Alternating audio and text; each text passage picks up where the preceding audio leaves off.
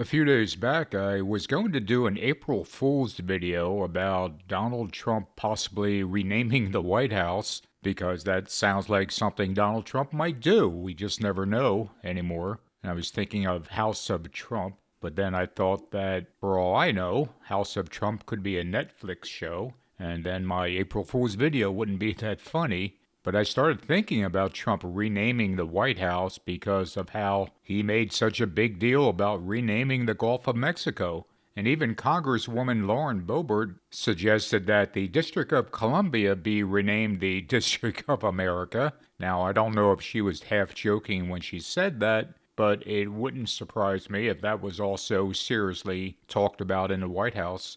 And when I was thinking about making my April Fool's video about Trump renaming the White House, I happened to read an article about some other names for the building over the last 200 plus years. Names such as President's Palace, which I think Trump would love to go back to, Presidential Mansion, or President's House. But maybe the one name that Trump might settle on for the White House, if not his own name, would be the Gold House. Now, that's one of those jokes that is neither funny nor out of the realm of possibility because everything surrounding Donald Trump is centered on gold. Speaking of April Fools, however, tomorrow, April 2nd, is the day that Trump announces the extent to which his tariffs will impact the rest of the world.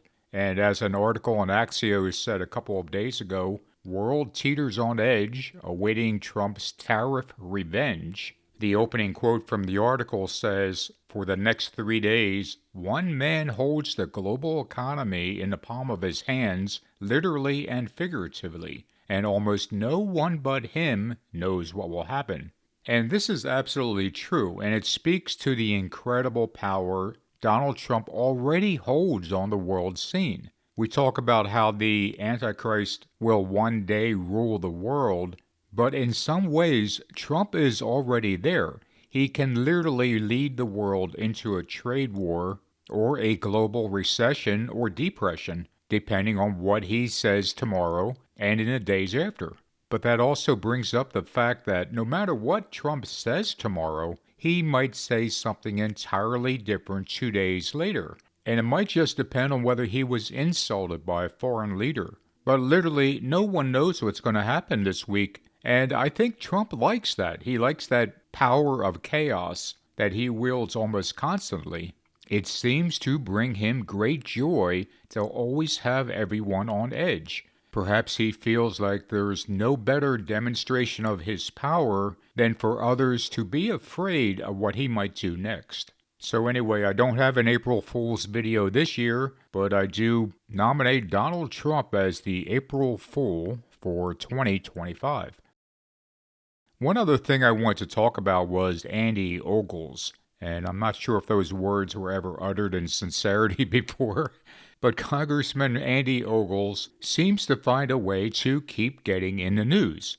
This past week is because he had a poster outside his congressional office, which basically was a wanted poster of judges who went against Donald Trump, that even a number of Republicans said went too far. I spoke about Ogles in my last video as the one who had the idea to amend the 22nd Amendment, allowing Trump to serve a third term, but also not allowing Obama, coincidentally.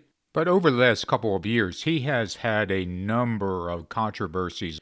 Last fall, his home was raided by the FBI in what appears to be campaign finance problems, in other words, missing money. But the reason Ogles is coming up with ideas to amend the 22nd Amendment, allowing Trump to run, or putting up these posters outside his office that go after the judges that oppose Trump, is because he sees Trump as potentially the one who can absolve him of all his wrongdoing. He's looking for his get-out-of-jail-free card, and he's smart enough to know that if you compliment Trump over and over and over again, you can get him to do almost anything. Trump can be led around by his ego, and it's something that Republicans know. It's something that people like Putin and Kim Jong-un and other strongmen know. And it's a fair bet that Ogles will keep coming up with these ideas to flatter Trump in hopes of Trump helping him out. But if all those things weren't enough, there was also another story in Ogles' background from a couple of years ago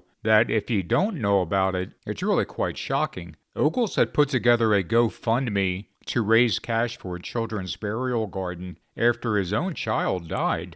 Reportedly, what he had done was to post an image of his own child stillborn and then raised nearly $25,000 off of that. Unfortunately, no one seems to know what happened to that $25,000. And I could give more details here, but there was actually a very good investigation done by News Channel 5 out of Nashville, and I'm going to go ahead and play that video off of their website. It's about a 5-minute video, and I'll be back after it's over with a couple more observations.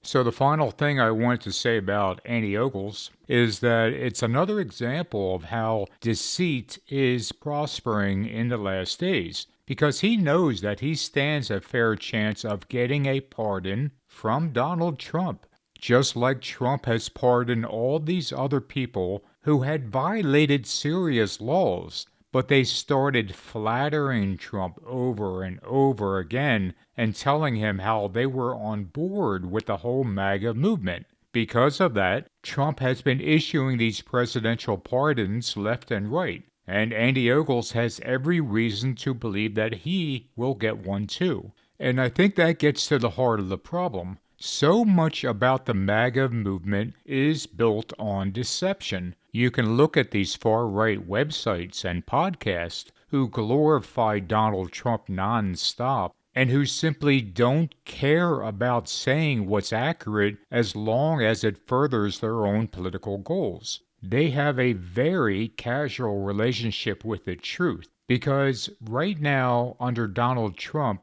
deception is prosperous.